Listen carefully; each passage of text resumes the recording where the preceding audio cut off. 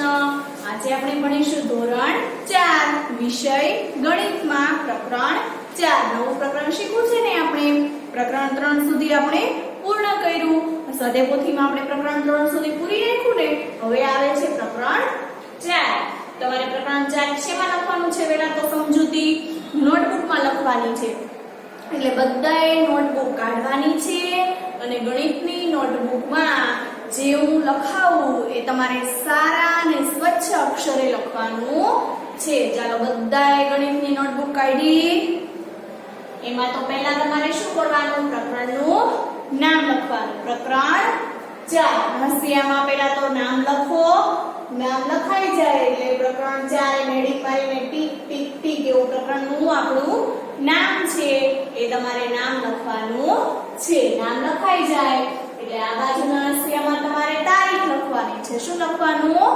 તારીખ ચાલો લખ્યું આટલું ચાલો આપણે શરૂઆત કરીશું બધાએ આટલું લખ્યું તો પછી હવે આપણે પહેલા શરૂઆત કરીએ સમજૂતી શું લખવાનું છે સમજૂતી ચાલો શરૂ લખો પહેલા તો બરોબર વચ્ચે લખવાનું છે તમારે સમજૂતી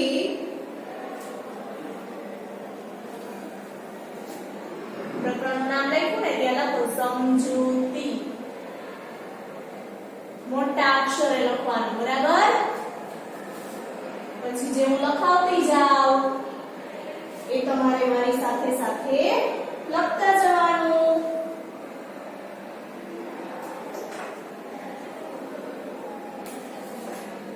ચાલો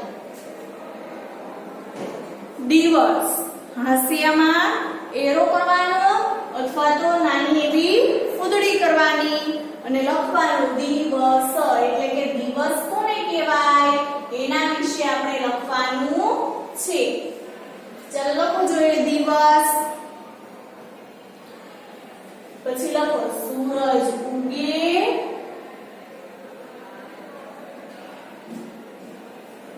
પછી અલ્પવિરામ આથમે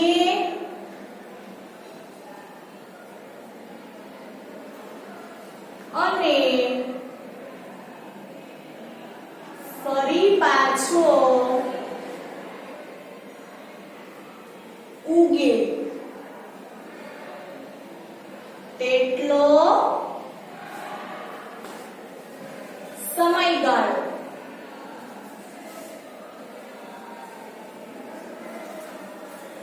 એટલે એક દિવસ એટલે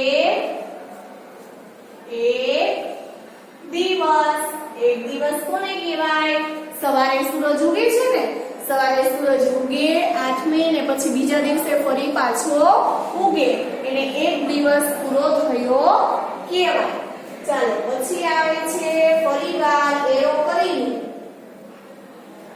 એરો કરવો હોય તો એરો કરો અને હાંસિયામાં ફૂદડી જેવી નિશાની કરવી હોય તો કરો અને પછી લખો બે સમય વચ્ચે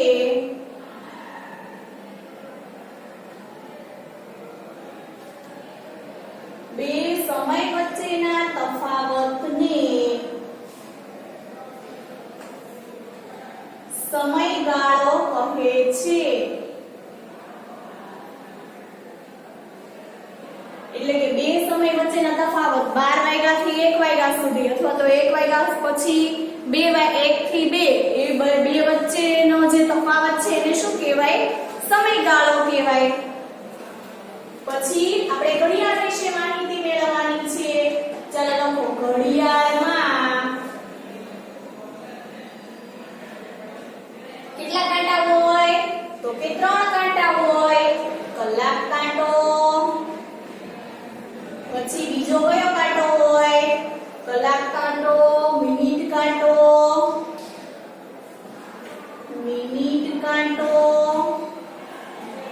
અને સેકન્ડ કાંટો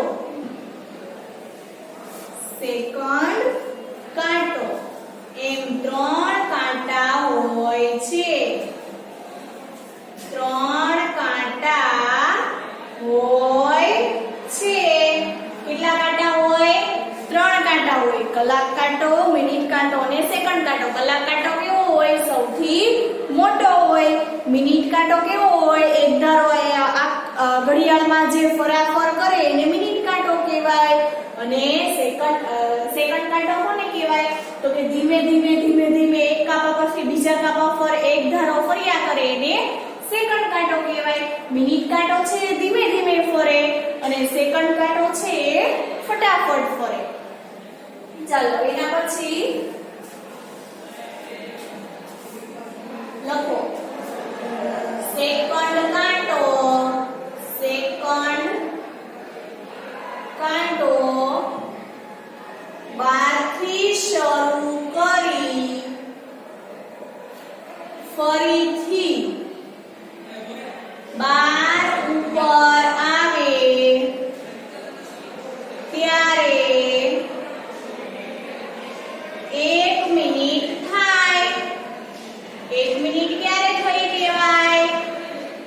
જ્યારે સેકન્ડ કાંટો છે, સેકન્ડ કાંટો એટલે એક ધારો લાલ કલરનો કાંટો હોય ને ઘડિયાળમાં, એ ફટાફટ ફટાફટ ટક ટક ટક ટક થઈને 12 પરથી ફરીવાર 12 ઉપર આવે ત્યારે 1 મિનિટ થઈ કહેવાય. પાછો ફરીવાર 12 ઉપર આવે ત્યારે 2 મિનિટ થઈ કહેવાય. એવી રીતે 5 વાર 5 રાઉન્ડ ફરે ત્યારે પૂરી 5 મિનિટ થઈ કહેવાય. ચાલો એના પછી હવે એરો કરીને અંદરની સાઈડ લખવાનું છે. આમ 60 સેકન્ડ બરાબર 1 મિનિટ. જો તમને પરીક્ષામાં ખાલી જગ્યામાં પૂછાય 1 મિનિટ બરાબર કેટલી સેકન્ડ?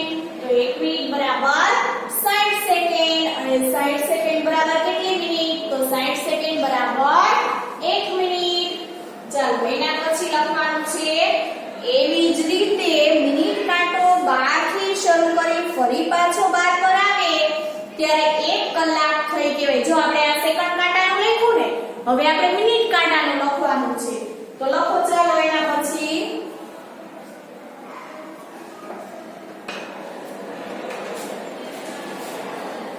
એ જ રીતે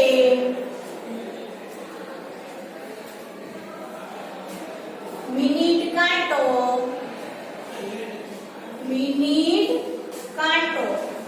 12 થી શરૂ કરી ફરીથી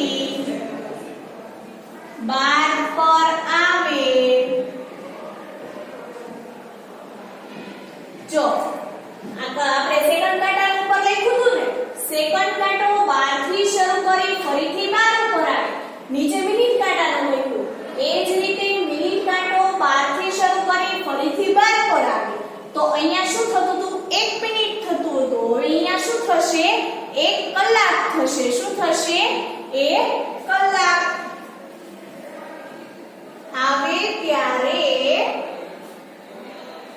1 કલાક થાય. ચાલો લખું. ફરીથી 12 પર આવે ત્યારે 1 કલાક થાય. એટલે લખો અહીંયા નીચે એરો કરીને આમ 60 મિનિટ બરાબર 1 કલાક. ચાલો આટલું લખાઈ ગયું. હવે આપણે વર્ષ વિશે માહિતી મેળવવાની છે. 1 વર્ષ ક્યારે થાય? તો કે 12 મહિના પૂરા થાય ત્યારે 1 વર્ષ થાય. જાન્યુઆરી, ફેબ્રુઆરી, માર્ચ, એપ્રિલ અને ગુજરાતી મહિના કયા? કારતક માગશક. તો કારતક, માગશક, પોષ, મહા એવી રીતે 12 મહિના પૂરા થાય ત્યારે પૂરું 1 વર્ષ થયું કહેવાય. તો 1 વર્ષમાં દિવસ કેટલા હોય? તો લખીએ આપણે 1 વર્ષમાં. ચાલો લખો અંશિયામાં. 1 વર્ષ એટલે 12 મહિના.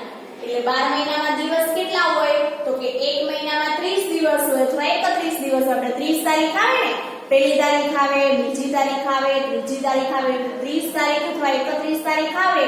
31 વાળો મહિનો હોય તો 31 તારીખ આવે અને 30યો મહિનો હોય તો 30 તારીખ આવે. જો 30 ને 31 દિવસ થાય ત્યારે 1 મહિનો પૂરો થાય. એવી રીતે 12 મહિના. તો કે 12 મહિના પૂરા થાય તો એક વર્ષ થઈ ગયું કહેવાય. એટલે ચાલો લખો એક વર્ષમાં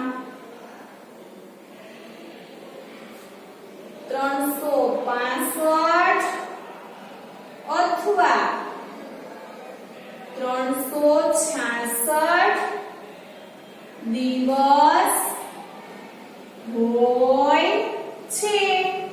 એક વર્ષમાં કેટલા દિવસ હોય? 365 દિવસ હોય અથવા 366 દિવસ હોય. તો હવે પ્રશ્ન એવો થાય કે 365 દિવસ ક્યારે હોય અને 366 દિવસ ક્યારે હોય? તો ચાલો એની વિગત છે આપણે આવતી લીટીમાં લખીએ.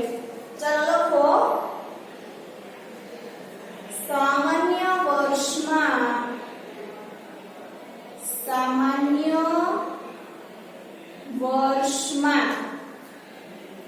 365 દિવસ હોય છે અને લીપ વર્ષમાં 366 દિવસ હોય ને.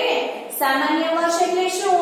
તો કે ફેબ્રુઆરી મહિનો હોય, એમાં ફેબ્રુઆરી મહિનામાં જો એક વર્ષમાં ફેબ્રુઆરી મહિનામાં 29 દિવસ હોય, પછી પાછું 3 વર્ષે એકવાર લીપ વર્ષ આવે, લીપ વર્ષ 3 વર્ષે આવે, એમાં પાછા 29 દિવસ હોય, નહીંતર 28 દિવસ હોય. 28 તારીખ આવે એટલે સીધી 29 ને 30 તારીખ આવે જ નહીં, સીધી પહેલી તારીખ આવી જાય ફેબ્રુઆરી મહિનામાં. બરાબર? તો એમાં સામાન્ય વર્ષ હોય તો 365 દિવસ હોય અને લીપ વર્ષ હોય, ચાલો એમ પછી લખો લીપ વર્ષ હોય, લીપ વર્ષમાં 366 દિવસ હોય છે. જો આ ખાસ ધ્યાન રાખવાનું, ખાલી જગ્યામાં તમને પૂછે કે સામાન્ય વર્ષમાં ખાલી જગ્યા દિવસ હોય છે તો 365 દિવસ, પછી એમ પૂછે લીપ વર્ષમાં કેટલા દિવસ હોય, આખા વર્ષનું લીપ વર્ષ હોય એમાં કેટલા દિવસ હોય તો 366 દિવસ. ચાલો લખો હવે પાછું ફેબ્રુઆરીનું લખવાનું છે કે સામાન્ય વર્ષમાં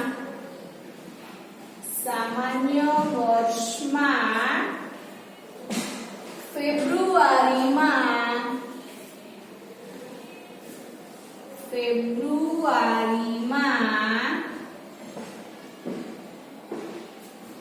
28 દિવસ હોય.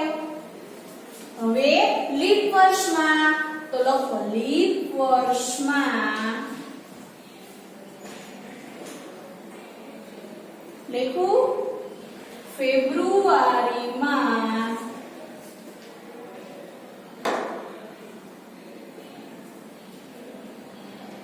29 દિવસ હોય છે. એટલે કે જો સામાન્ય વર્ષ હોય ને તો ફેબ્રુઆરીમાં 28 તારીખ સુધી જ તારીખ આવે, પછી 29મી તારીખ આવે નહીં, સીધી પહેલી તારીખ આવી જાય. અને લીપ વર્ષ હોય, લીપ વર્ષ 3 વર્ષે લીપ વર્ષ આવે, એટલે લીપ વર્ષ હોય ત્યારે ફેબ્રુઆરી મહિનામાં 29 તારીખ આવે, 28 તારીખ આવે, પછી 29 તારીખ આવે, પછી 30 ને 31 તારીખ આવે નહીં, સીધો માર્ચ મહિનો શરૂ થઈ જાય, માર્ચ મહિનાની પહેલી તારીખ શરૂ થઈ જાય. એટલે હવે લખવાનું છે આગળ અઠવાડિયા વિશે લખવાનું છે. અઠવાડિયા કેટલા હોય? અઠવાડિયામાં કેટલા દિવસ હોય? 7 દિવસ હોય. સોમ, મંગળ, બુધ, ગુરુ, શુક્ર, શનિ ને રવિ, એટલે 7 દિવસ થયા. 7 દિવસ થાય એટલે એક અઠવાડિયું પૂરું થાય. તો હવે એક અઠવાડિયું પૂરું થાય તો આપણને એવો વિચાર આવે કે એક વર્ષમાં કેટલા અઠવાડિયા આવતા હશે? આપણને દિવસની ખબર પડી ગઈ કે એક વર્ષમાં 365 દિવસ હોય અથવા તો 366 દિવસ હોય. તો એમ થાય કે અઠવાડિયા કેટલા આવતા હશે? તો હવે આપણે અઠવાડિયાનું લખીએ. એક વર્ષમાં 52 અઠવાડિયા હોય. કેટલા અઠવાડિયા હોય? 52 અઠવાડિયા હોય છે. 52 અઠવાડિયા એટલે કે 52 વાર રવિ, સોમ, મંગળ, બુધ, ગુરુ, શુક્ર, શનિ એવી રીતે 52 વાર આવે ત્યારે આખું એક વર્ષ પૂરું થયું કહેવાય. ચાલો આ ખાલી જગ્યામાં પૂછાય કે એક વર્ષમાં કેટલા અઠવાડિયા હોય? તો 52 અઠવાડિયા હોય. ચાલો હવે એના પછી લખવાનું છે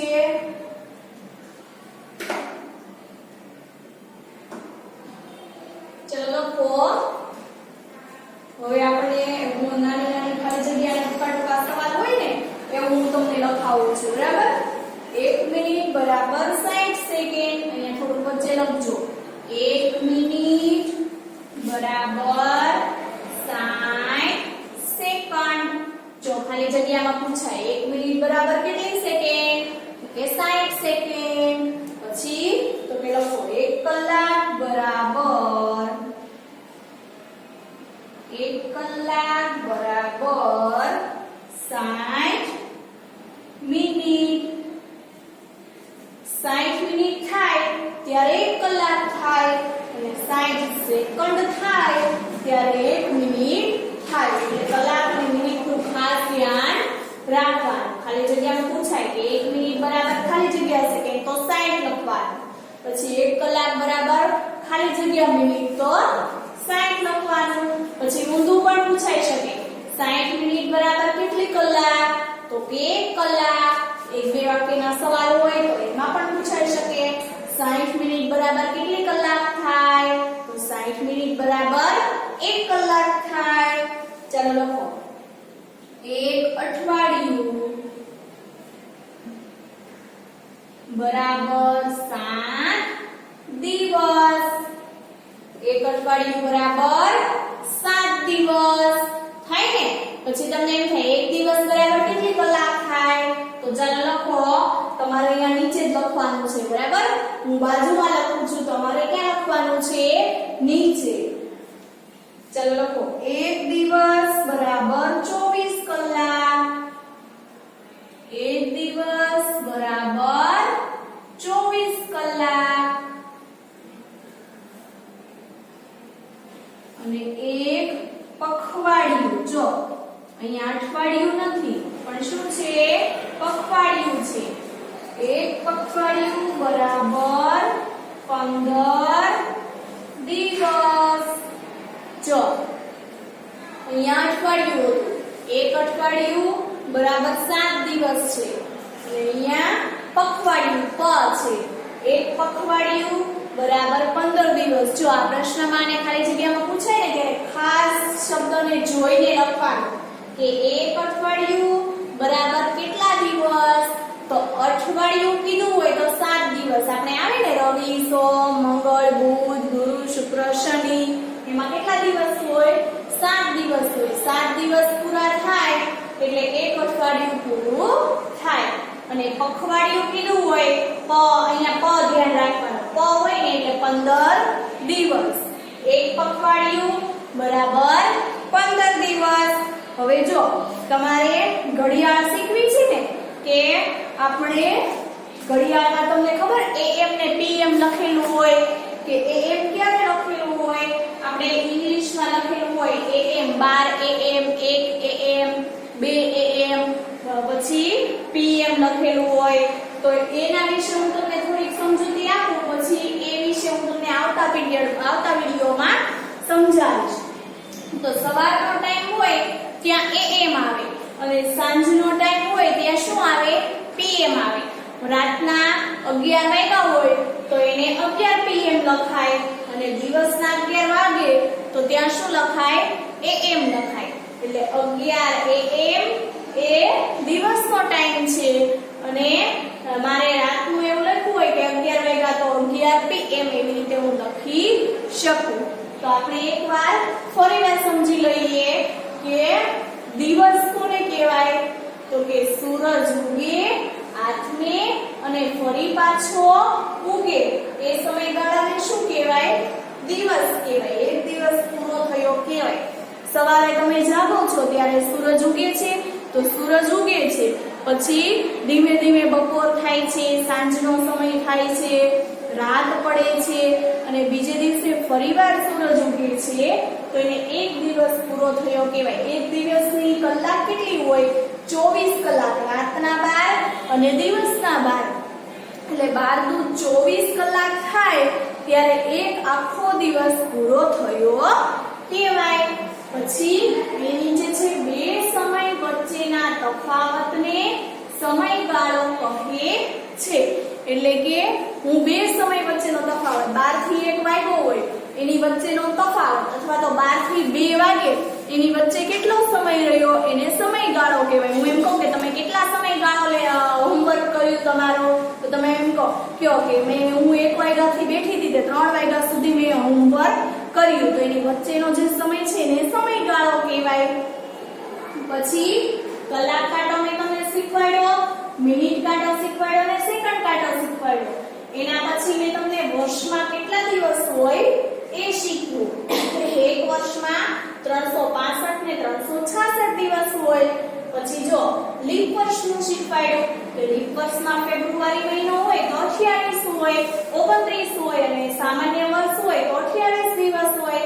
અને છેલ્લે મેં કલાક મિનિટ શીખવાડી. એવી રીતે હવે આગળના વિડીયોમાં આપણે શું શીખવાનું છે? સ્વધ્યાય પોથી પૂરવાની છે. એટલે આવતા વિડીયોમાં હું તમને સ્વધ્યાય પોથી પૂરાવીશ. Thank you.